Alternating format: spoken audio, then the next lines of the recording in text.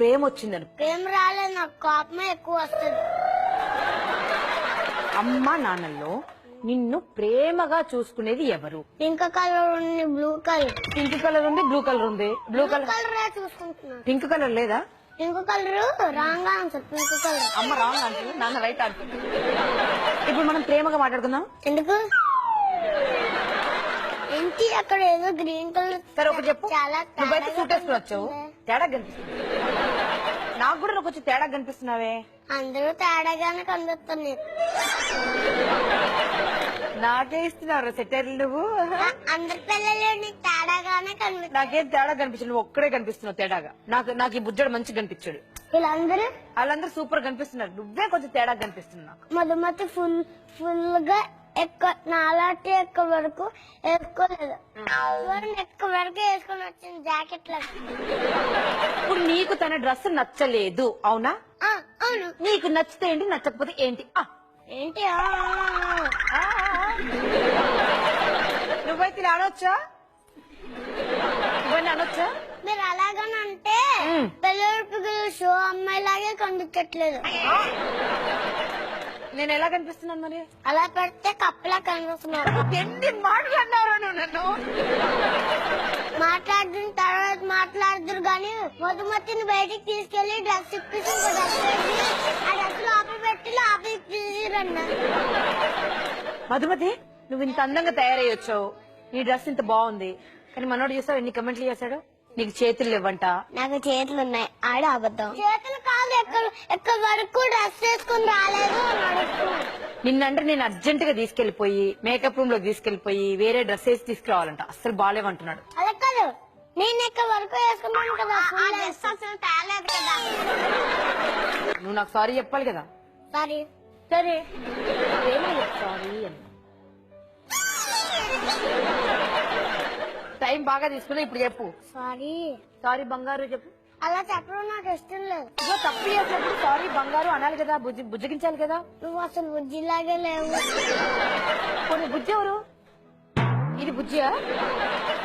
నాకంటే ఎక్కువ పూసుకుంది చూసావా. ఇప్పుడు నువ్వు చిన్న పెద్ద? పెద్దోడిని. నువ్వు పెద్దోడు అయిపోయావు కదా, ఇప్పుడు నీకు పెళ్లి చేయాలి. మరి పెళ్ళొద్దు. మరెందుకు? మా డాడీకి అవుతుంది. మీ డాడీకి పెళ్లి చేద్దాం. కాదు, మా డాడీకి వెళ్తే ముందు తర్వాత నేను చేసుకుంటాను.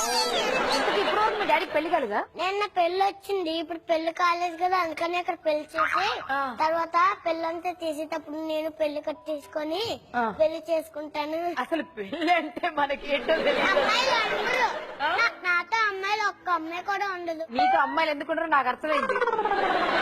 నాకు ఇష్టం లేదు అమ్మాయిలు, అందుకని. అమ్మాయిలంటే నీకు అసలు ఎందుకు ఇష్టం? పడుకుంటే నాకు కళ్ళలోనే అమ్మాయిలు వస్తారు, అందుకనే. దేవుడా, అమ్మాయిలు వచ్చి దొంగల్లో గవ్వి నన్ను కలిసేస్తారు, అందుకని ఇష్టంలే. పడుకుంటే వీడికి కళ్ళలోకి అమ్మాయిలు వస్తారంట. మీకు తెలుసా నీ విషయం? వచ్చి మళ్ళీ దొంగల్లా కొరకేస్తారంట వీళ్ళు. ఒక అమ్మాయిని కూడా పెళ్లి చేసుకోను, నేను ఒక్కడనే పెళ్లి డ్రెస్ వేసుకొని వచ్చేస్తాను. నువ్వు ఒక్క అమ్మాయిని కూడా పెళ్లి చేసుకోవా? మరి ఎవరు కడతావు తాళి? తాళి పిల్లలు పిడిగలకి కడతాను. మళ్ళీ పక్కన ఒకరు ఉండాలి కదా. మధుమతి ఉంటే సరిపోతుంది. ఇందాకే కదా నీకు అమ్మాయిలు ఇష్టం లేరని చెప్పావు. మరి పెళ్లి చేసుకోవడానికి ఒక అమ్మాయి కావాలి కదా.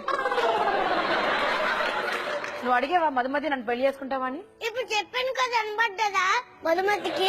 అనబడ్డది కదా, ఎన్నిసార్లు చెప్పాను. నువ్వు ఆవిడ చూడడానికి భయపడుతున్నావా? మధుమతిని చూడడానికి ఏం భయపడలేదు. భయపడలేదా? ఇప్పుడు అడుగు, ధైర్యం ఉంటే అడుగు. ఎన్నిసార్లు అడగాలి? నీ దగ్గరికి చెప్పాను కదా. మధుమతికి చెప్పు.